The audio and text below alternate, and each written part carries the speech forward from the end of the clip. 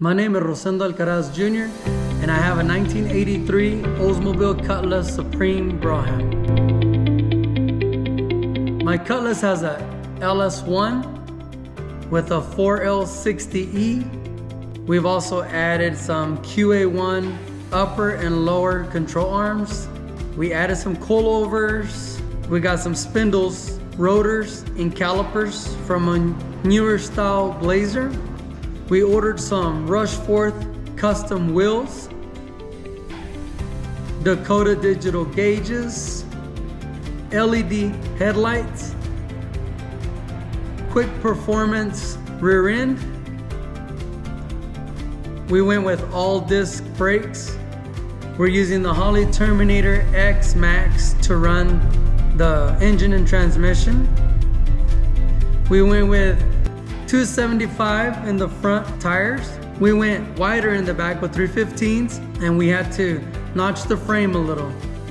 We upgraded the gearbox and steering shaft.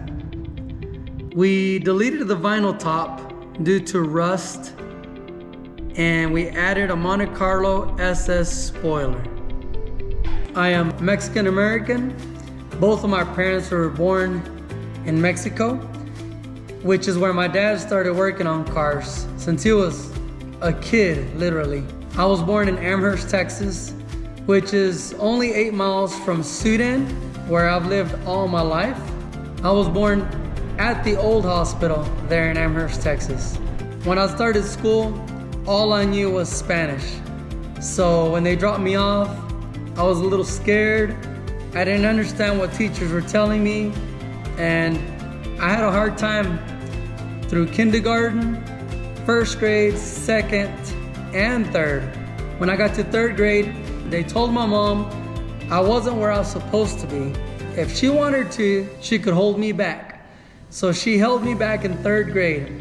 When I got back to school, I was so embarrassed. All my classmates, my friends had moved on to fourth grade, and here I was repeating third.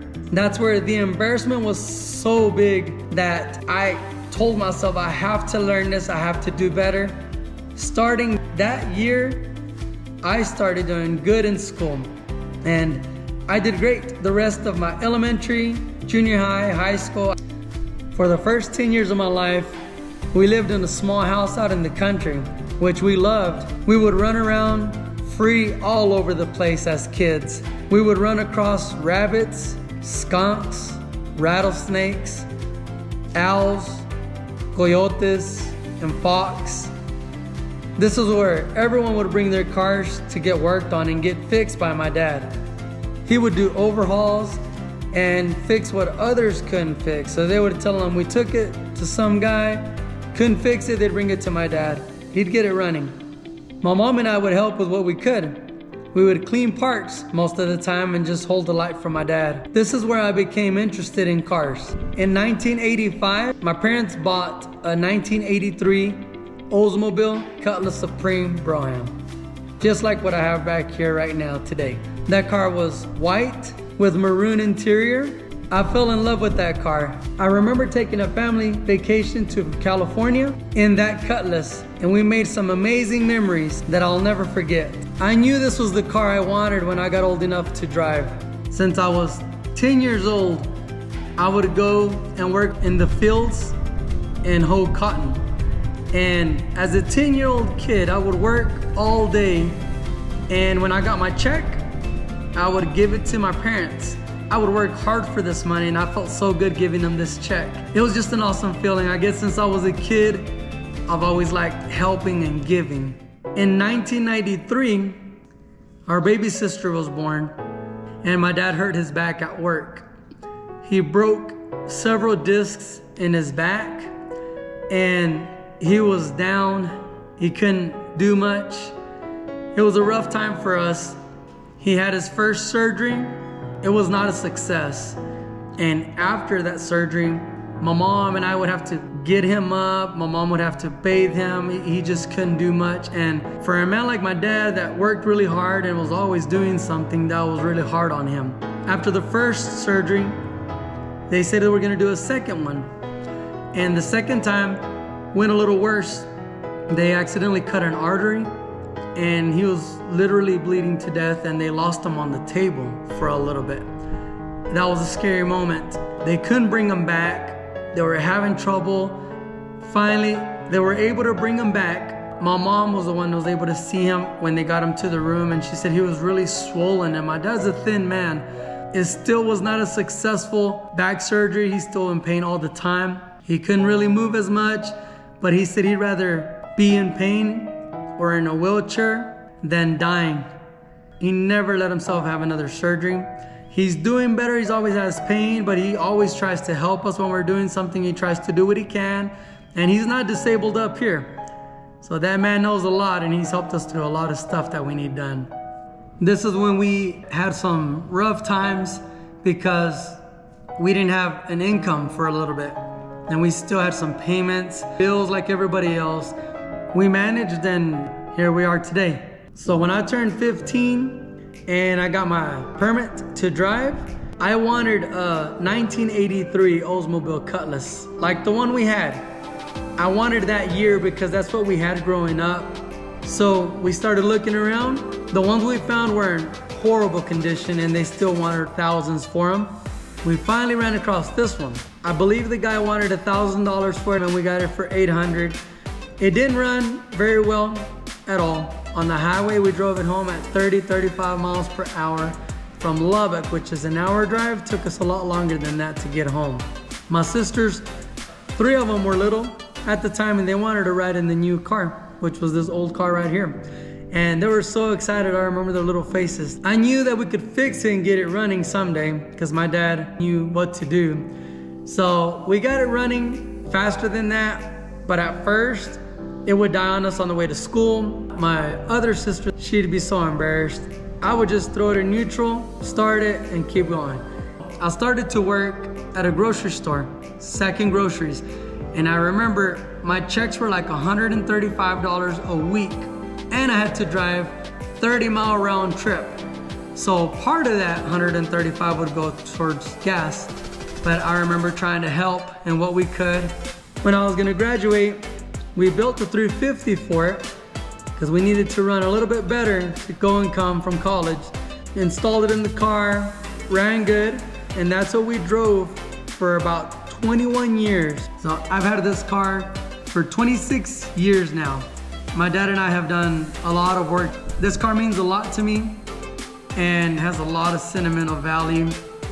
There's no money that could buy this car for me. Now I've had a lot of offers, and I've had several good offers, more money than the car's worth, but I just can't do it. It's never gonna get sold. I've made that decision since I got it, and I've stuck with it. I've had a lot of people still ask me over and over, and I won't sell it. This car's been with me through good times, through bad times, and it's still here. So it means a lot to me. I'm not ever planning on selling it. I love to drive it. Some days when I've had a rough day at work, which is pretty often, I like to just drive it and just listen to it roar down the road. It's amazing. I love just driving it. I prefer driving this car than my new truck. I can drive my new truck anywhere, and nobody tells me it's nice. Nobody tells me anything about it. But I drive this old car, and I get thumbs up on the highway. Anywhere I go, people start talking to me, asking me about it. I love driving it. It's just an awesome feeling. I love this car since I got it. We are a very close family. We have the best parents. They are loving and caring. They taught us to respect, work hard, to love, and to be there for each other and others. I grew up with 4 younger sisters. We are all very close, and I hope that we can pass these values on to our children. While I was going to school, I got a job with a company there in Littlefield, Texas, which I really enjoyed. I got to work with tools. We worked on trucks. I would overhaul some pumps that they would have there. I liked the job.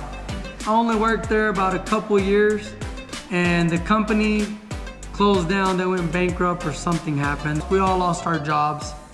While I was looking for a job, I had a friend contact me that worked at the pharmacy.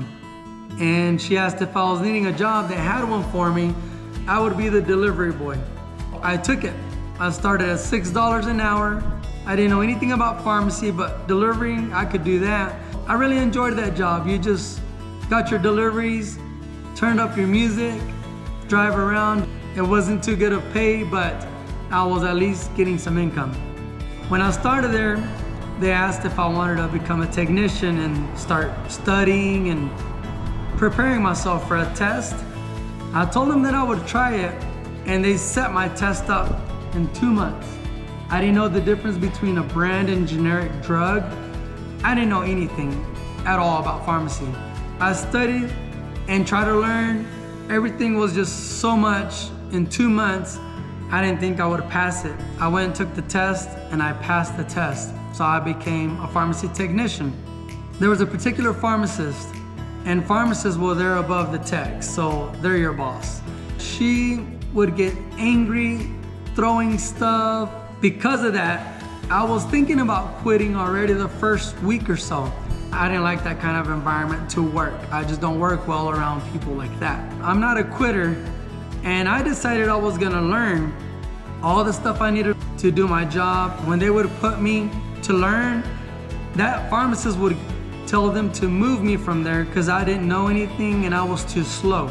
Well, I was trying to learn, and I set my mind and started learning and where I could run and do everything like other technicians. Then I became her main man. She would always tell me I was her main man. She would take me out to eat. She was very nice to me thereafter.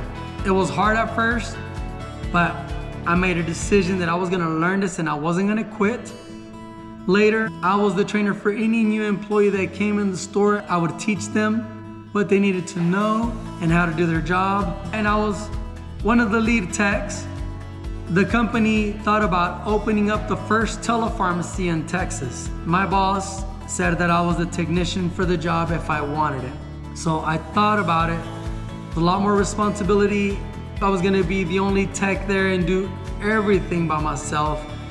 And I didn't know if I wanted to take up on that. I was a little worried, but I decided to just do it. And here I am running the first telepharmacy in Texas.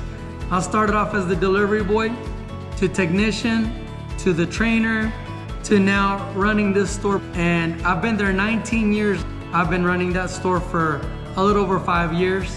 Never thought I could do something like that. I made a decision to just do it. What I want to tell viewers is, if you have something you want to do it. It's a decision. Make up your mind and go for it. You can learn anything. Don't give up. I almost did. I kept going, and here I am. The day that you quit, that's the day that could've, should've, would've happened, doesn't. So keep your head up, do what you gotta do what you want to do, and be happy. My name is Rosendo, and this is my story.